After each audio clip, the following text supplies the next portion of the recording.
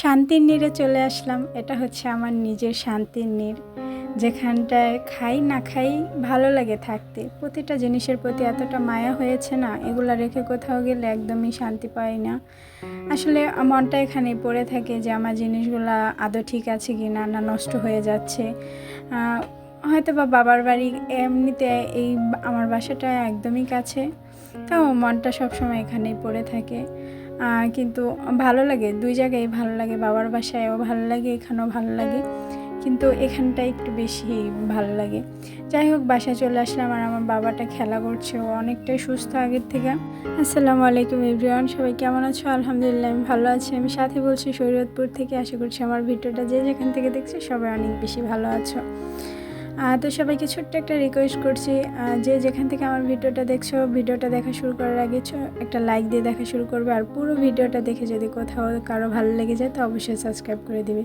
আর এসেই না আমি আগে গ্যাস ওভেনটা একটু মুছে নিয়েছি, কেননা এটার উপর যদিও আমি একটা কাপড় রেখে গিয়েছিলাম যাতে পোকামাকড় না পড়ে, তাও একটা কীরকম যেন একটা ধুলা পড়ে গিয়েছে। যেহেতু 10-12 দিন ছিলাম বাবার বাসায়, তাই আর কি। তো একটু মুছে তারপর একটু কফি জাল দিয়ে খেয়ে নেব। যদিও এখন বিকেল, তাও একটু মন চাচ্ছে যে একটু কফি খাই অনেক দিন পর আর কি। তো 2 কাপ কফি বানাবো। তার আগে আমি একটু গ্যাসটা মুছে নিলাম। আর গ্যাসটা পরিষ্কার থাকতে সব কিছু ভালো লাগে, আসলে রান্না করতেই ভালো লাগে। আর মেয়েদের অর্ধেকটা সময় কিন্তু চুলার পার চলে যায় বা রান্নাঘরে চলে যায়, আর রান্নাঘরটা যদি একদম ক্লিন থাকে তা কিন্তু বেশ ভালো লাগে, তাই না? তো আমার ঘরটা না অনেকটা অগোছালো ছিল, ওইগুলো আমার বোনই আর কি সব কিছু গুছিয়ে টুচিয়ে দিল। আর কাপড় চোপড়, আর ঘরের মধ্যে এসে যদি ঘর দুয়ার একদম অগোছালো থাকে তাহলে কিন্তু একদমই ভালো লাগে না। কিন্তু আমি একদম সব কিছু গুছিয়ে টুচিয়ে রেখে গিয়েছিলাম, কিন্তু ফাঁকে একদিন আসছিলাম বাবুর কাপড় চোপড় নেওয়ার জন্য, তো তখন না সব এলোমেলো করে রেখে গিয়েছি আর ওইগুলো ঠিক করা হয়নি। এখন ওইগুলো আমার বোন এসে আর কি ভাঁজ করলো। লক্ষ্মী একটা বোন আমার। আমার ছেলেটাকে কুলে নেওয়ার জন্য আর কি, স্কুল কয়েকদিন বন্ধ দিয়েছে, তো আসার জন্য পাগল হয়ে গিয়েছে, বাবুকে কুলে নেবে তাই। তো যেহেতু আমাদের বাসায় ছিলাম তো ওইখানে নিয়েছে, এখন যেহেতু আমি এই বাসায় চলে আসবো তাই ওকেও নিয়ে আসলাম এই আর কি।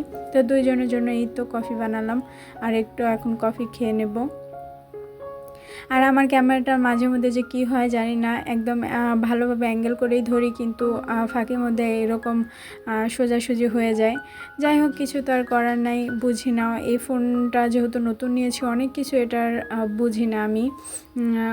তো আসলে ফোন সম্পর্কে অত একটা ধারণা নেই, তাই আর বেশি একটা ঘাটাঘাটি করি না আমি ফোনটায়। আর প্রথম যখন আমার হাজব্যান্ড আমার জন্য একটা ফোন কিনে দিয়েছিল না, তখন ওইটা আর কি কিসের মধ্যে যে চলে গেছিলাম জানি না সেটিংসে, তো আমার একদম পুরো বিদেশি লক পড়ে গিয়েছিল, তো ওইটা খুলতে আমার 500 টাকা লাগছে। তাই এখন আর আমি আর পাকনামি করে অন্য কোনো ফোনের মধ্যে কিছু করি না। তো যাই হোক, এই তো বিকেলে আমি একটু নাস্তা করে নিলাম, এখন প্রায় সন্ধ্যা। তো ভাবলাম যে একটু রান্না করি, যেহেতু ও আসছে আমার বোন, আর বোন না আসলে হয়তো আমি একটু নুডলস বা অন্য কিছু রান্না করে খেয়ে শুয়ে পড়তাম, এখন আর রান্না করতাম না। কিন্তু ভাবলাম যে ও যেহেতু আসছে, ওই বেচারিকে তো খাবার দিতে হবে। তো এর আগে আমি করি কি, একটু রান্নাবান্না করেই যাই, কিছু একটু রেখে যাই ফ্রিজে রান্না করে, যাতে এসে আমি ভাতটা রান্না করি আর তরকারিটা রান্না করা না লাগে। তো এবার আর তা হয়নি, যেহেতু আমি রাত্রেবেলা চলে গিয়েছিলাম।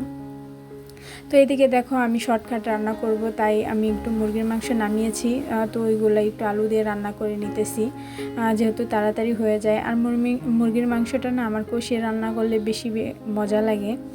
আর যে আমি এমনি তো মুরগির মাংসটা রান্না করে কমই খাই, একটু ভেজেই বেশি খাই। আজকে এ পর্যন্ত, সবাই ভালো থাকবেন, সুস্থ থাকবেন, আল্লাহ হাফেজ, আসসালামু আলাইকুম।